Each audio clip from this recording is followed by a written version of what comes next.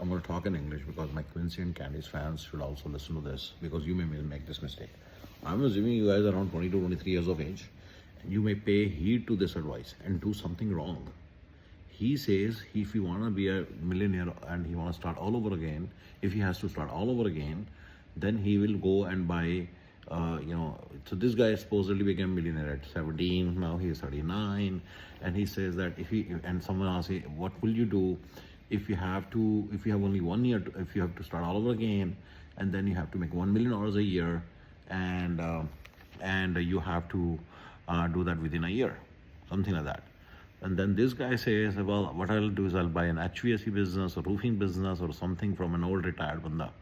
Do you know what is a typical value of an HVAC business or a roofing business or a pressure washing business is?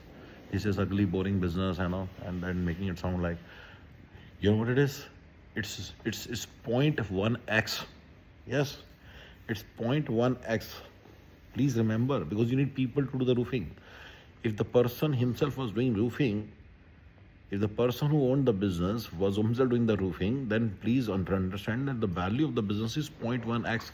Even the value of the business is less than all the equipments. Just as you buy a car and the value reduced by 20%, right? So if it is 5 years old, then the value is much lesser, right? Then if someone has 3 taxis, then the value of those taxis, the value of the business is going to be less than those 3 taxes. Making sense? That's it. Total of those 3 taxes value is the only value, which is 0.1x or something, which is even lesser than that sometimes. And that's what the value would be in that case. If you buy a grocery store, a normal deli or a normal HVAC business where the owner was working, which was in owner-operator mode, please remember the value of that business should be 0.1x, 0.05x. Okay, 0.05x means 0.05 times the revenue. 0.1 of the revenue, let's say the revenue is 200,000, then the value of the business is only 20,000, or maybe $10,000, or maybe $5,000. If he has a pressure washer and it's a pressure washing business, then the value of the pressure washer is, let's say, $300, then that's the value of the business. That's it, not more than that. So it's 0.003%. Whatever that comes out to be. Sorry, I didn't do proper maths. But the point is, you guys should know, when a business is automated like McDonald's, like Burger King, then the value is 2x or 3x. When the business is dependent on it, right? When the business is dependent on the owner to be there, right? Then the value is much lesser. You need to understand these things. Many people are making fools out of you. He says if does $3-4 million in revenue. Which roofing business is doing $3-4 million in revenue? Then he says that he also talks about the concept of TAM, total addressable market. Okay, the total addressable market of pressure washer business is billions of dollars probably in the entire United States, but you cannot serve more than the Folsom area. Just one suburb. Can you serve maybe 2, 3, 5, 20 suburbs? That's it. But you cannot serve outside. Can you, sitting here in Sacramento, can you cater to a customer in Chicago if he has if he wants roofing to be done? You may not even know the regulations of that place there, right? If you have a pressure washing business, can you go for pressure washing for $30 an hour, $35 an hour in this thing in Chicago? If you're in Sacramento, tell me, which stupid person does not understand this simple concept? Which stupid person does not understand this simple matter? So total addressable market is only your hyper-local area. That's it.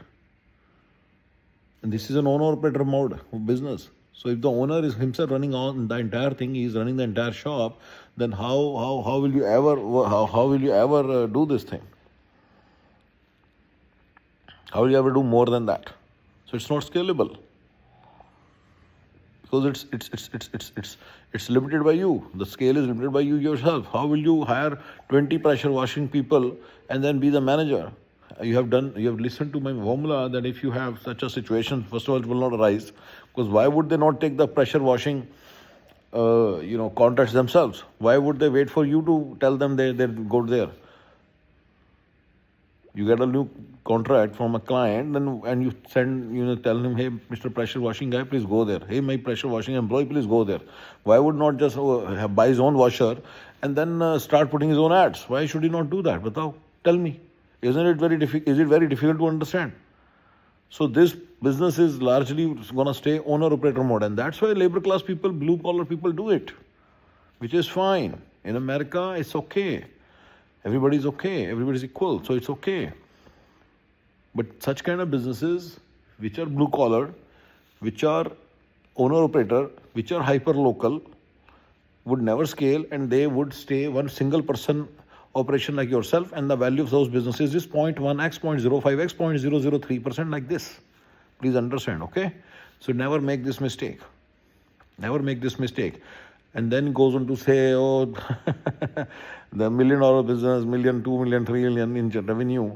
Brother, which roofing business, which this thing business is generating? And if there is there is another concept.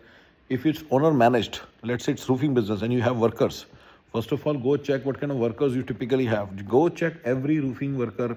Go in your area, take 10 random houses and see who are working on the roofing. There are illegal people.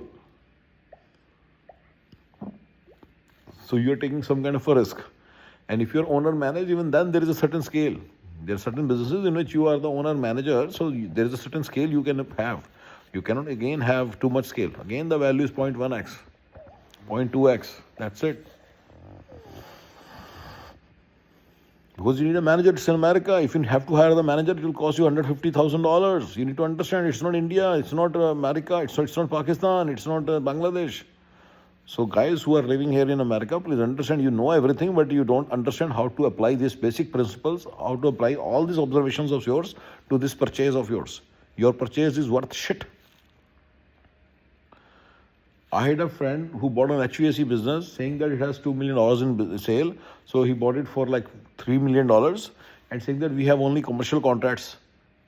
What if the commercial contract dies? So there are certain businesses which are contracts-based businesses. Because of some contract with the state or something, you got those contracts. What if that guy goes, then what is the value of the business then? Nothing. Nothing.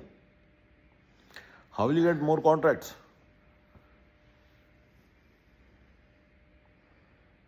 Yeah. So many people don't understand the basic concepts and end up buying this, they call it boring, ugly business. Yeah. If you want to do it in owner-operator, do a business which has some kind of a scale. Like for example, roofing. Let's say in roofing, you have scale. And you will be able to easily make $150,000 to $200,000, which is equal to your salary that you would make if you would drive Uber. If you drive Uber, America, right? So in America, if you drive Uber also, you can easily make $100,000. So that's it. That's what you should do. Right? Alright guys, I've done enough talk. Basically, these values of these businesses is very, very low. Please understand that and don't get carried away by all these stupid ideas. Thank you.